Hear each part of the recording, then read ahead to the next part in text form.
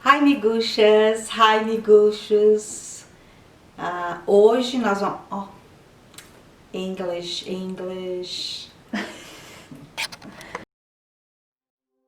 Hi, miguxos! Hi, miguxas! Okay, so let's chat a little bit today. Stay tuned.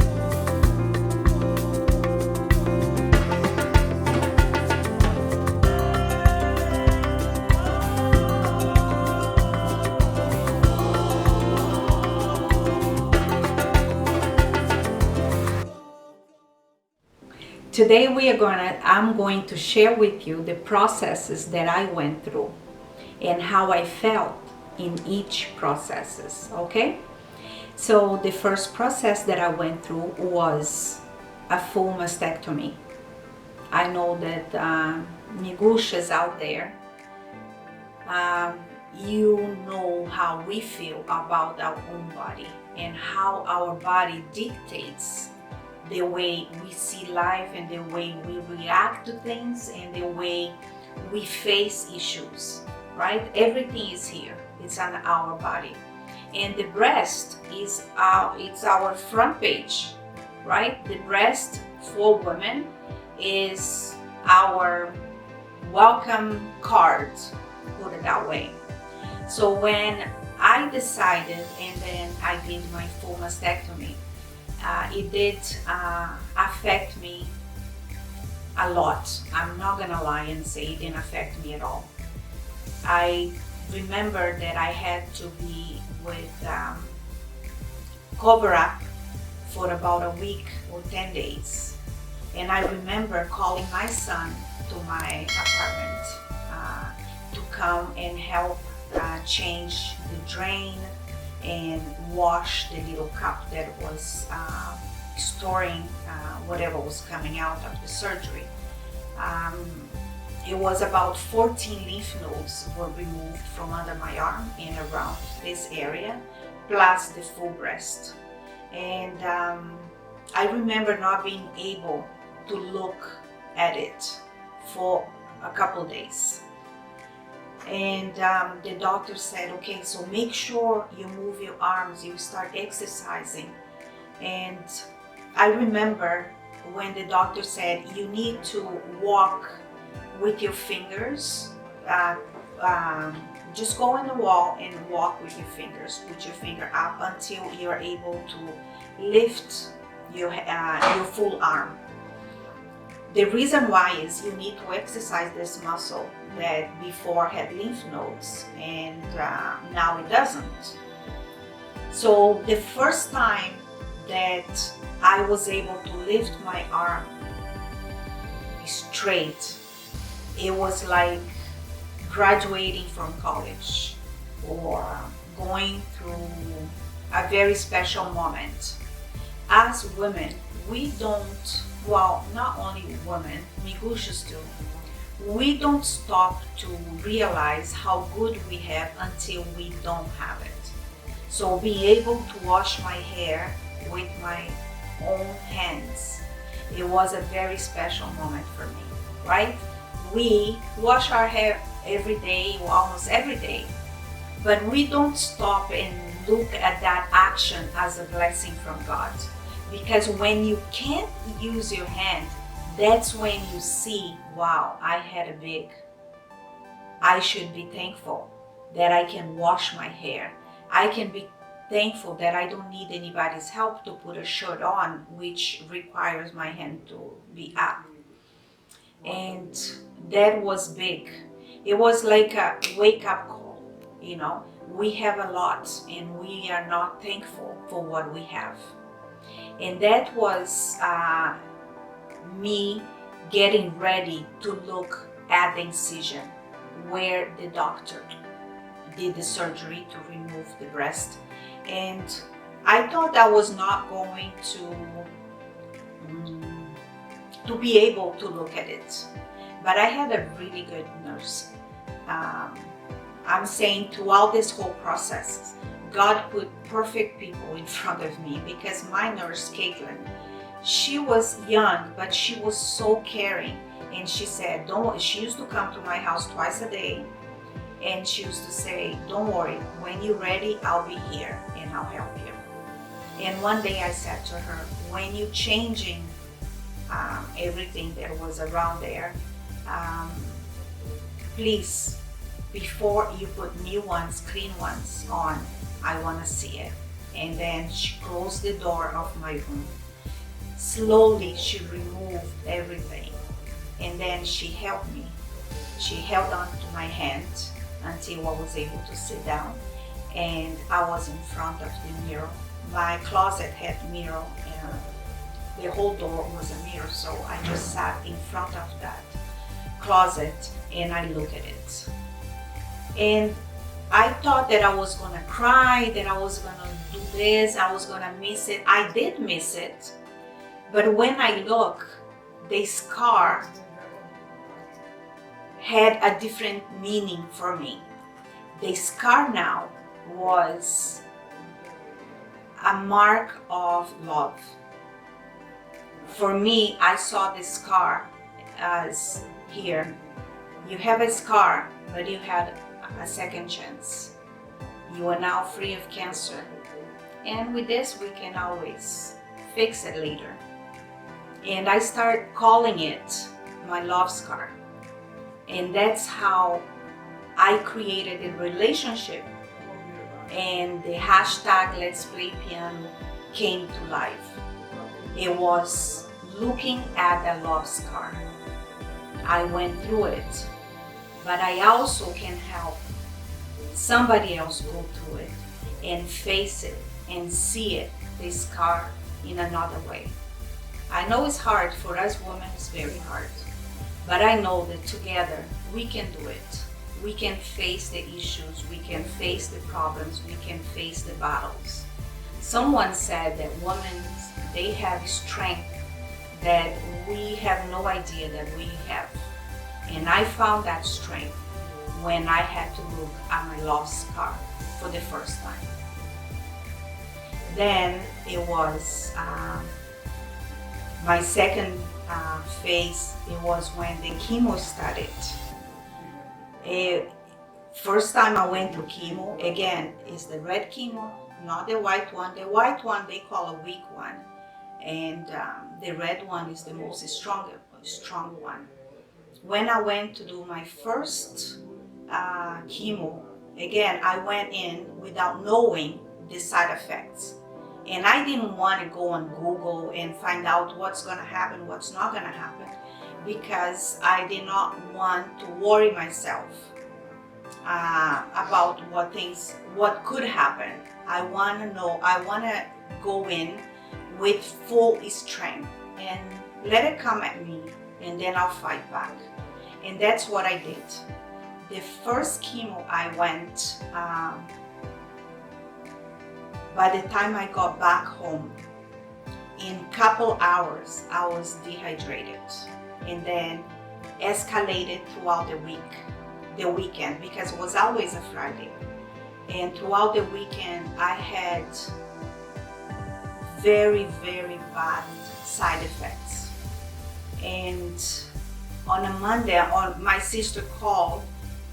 Credit Valley Hospital has an emergency department just for chemo patients, and she left a couple messages, and they sent over a nurse right away, because I was getting dehydrated by the second so fast.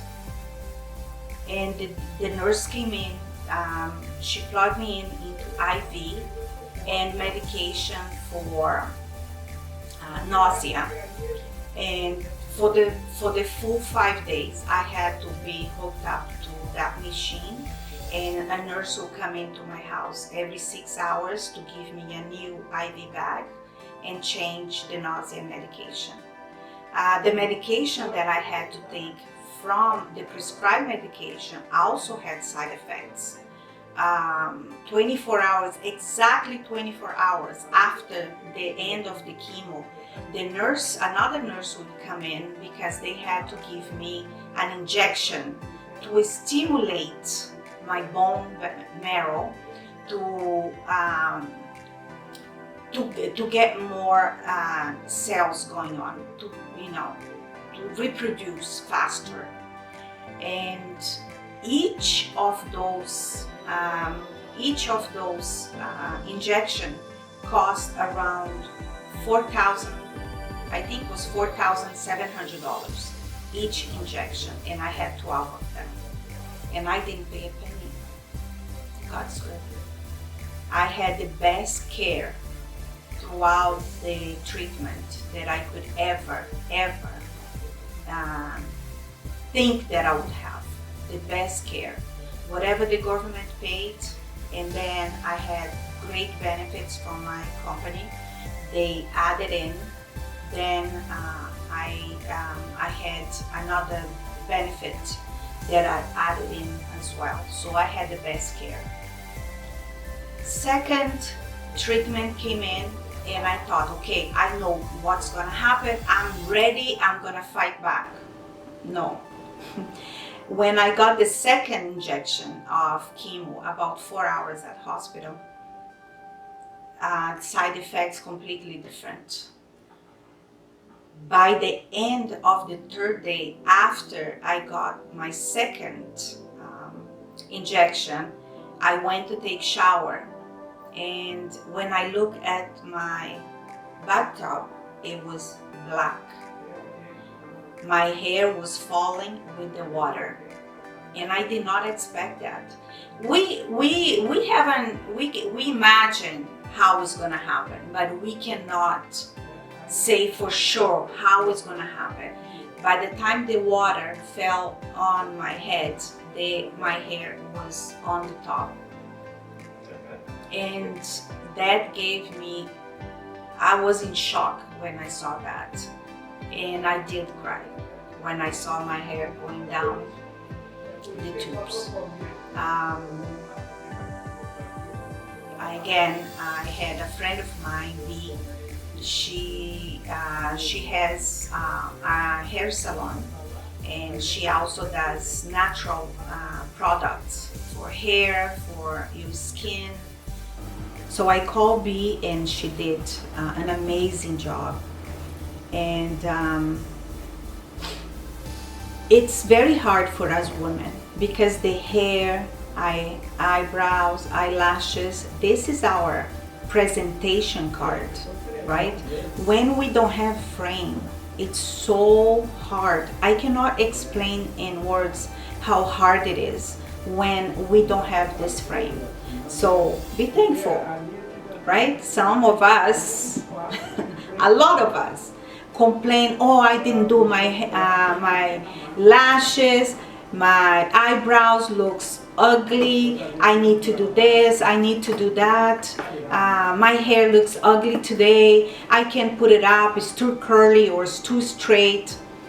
We complain about everything, but when you don't have, that's when you most want to have either or, straight hair, curly hair, some eyelashes, some eyebrows. You want something to give you frame.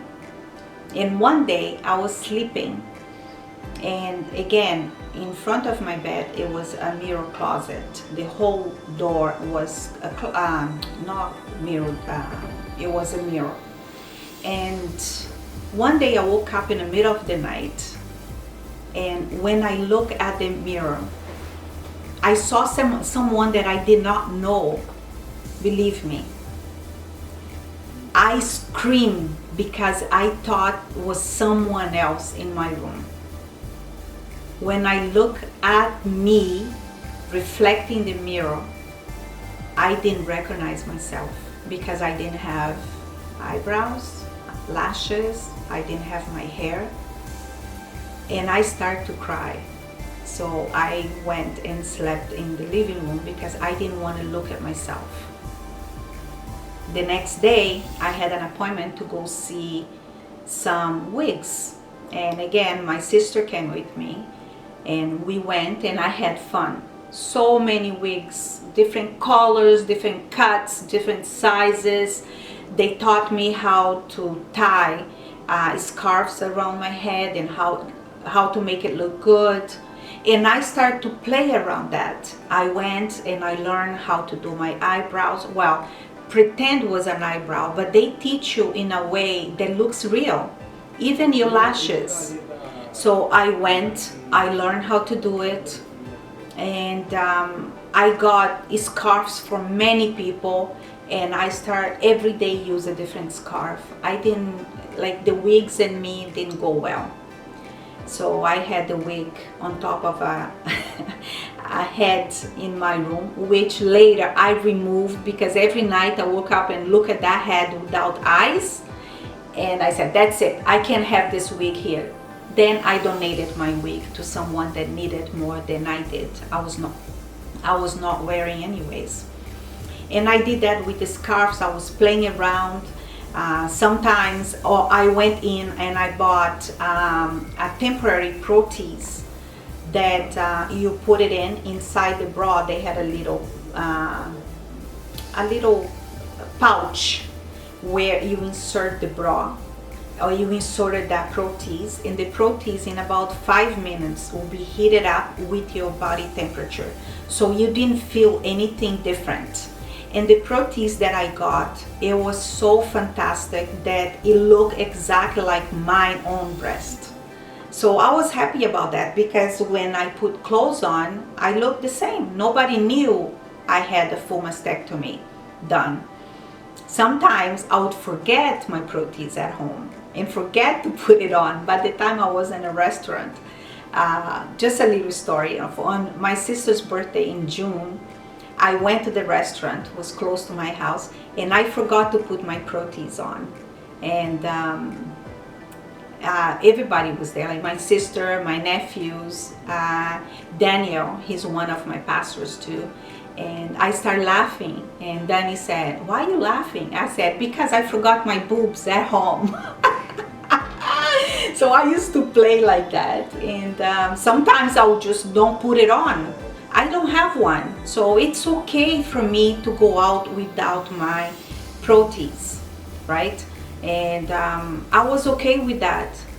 My love scar, it was working on my benefit, and God was working on my feelings, because some days I'll put it on, but when I didn't feel like it, I would go out, no hair, of course, a little makeup, because you know, we don't go out without makeup, right?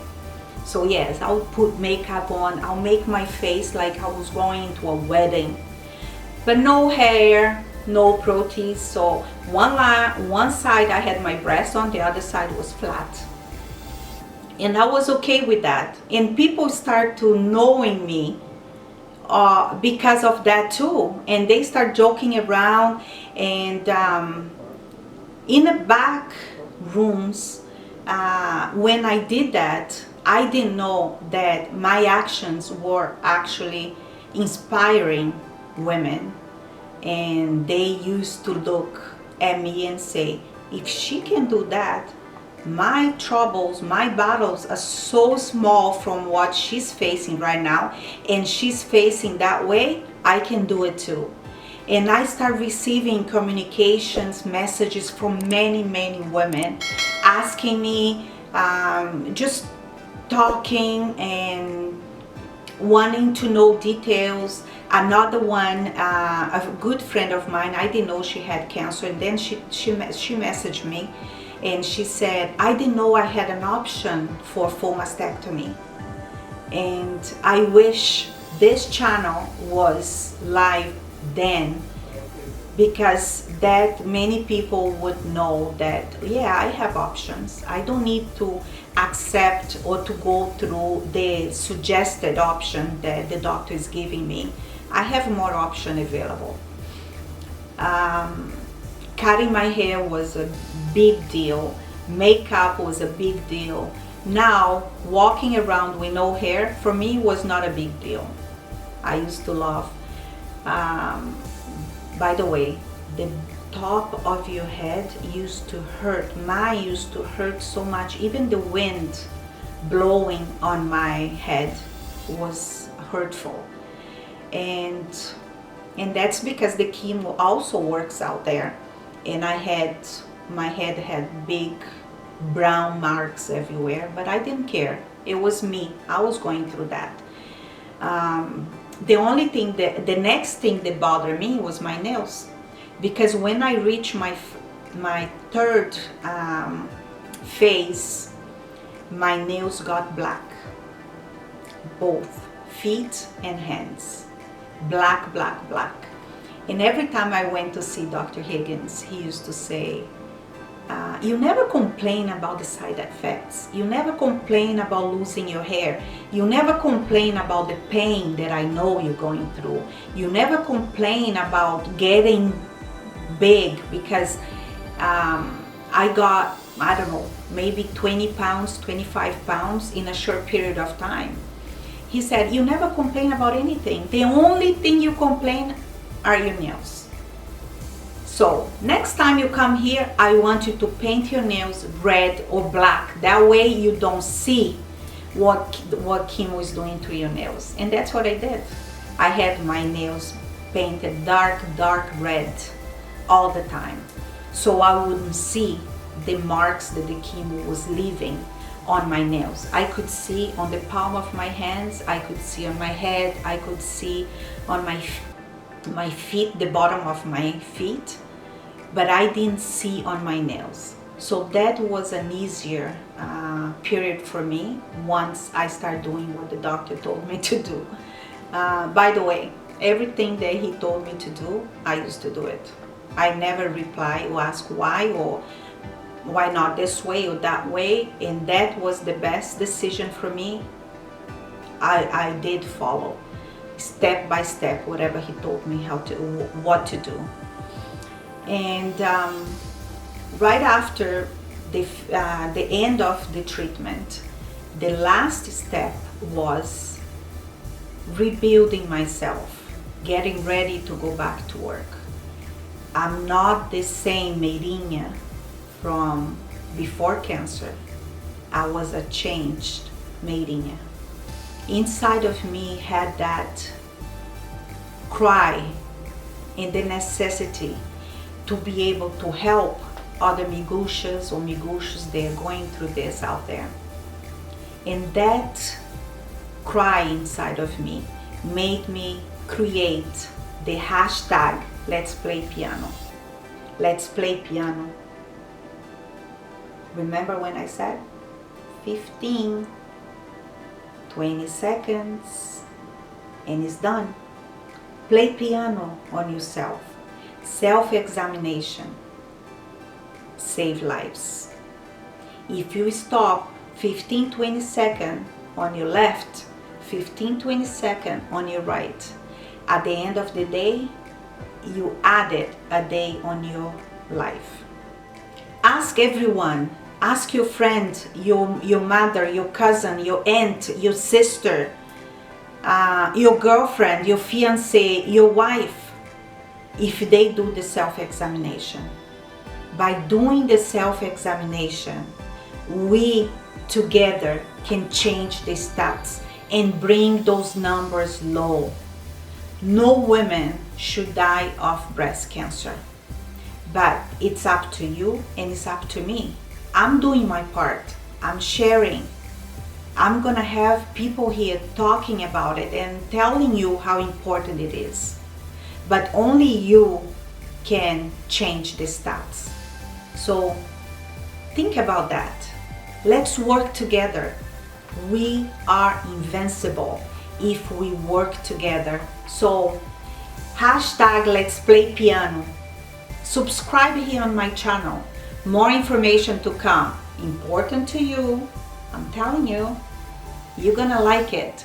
And you, at the end of the day, you're gonna say thank you for giving me those informations. Let's work together. Let's make this channel powerful.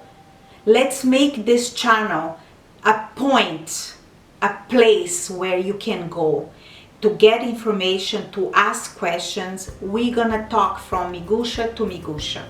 I'm here and I'm putting myself available for anything that you want to know about this.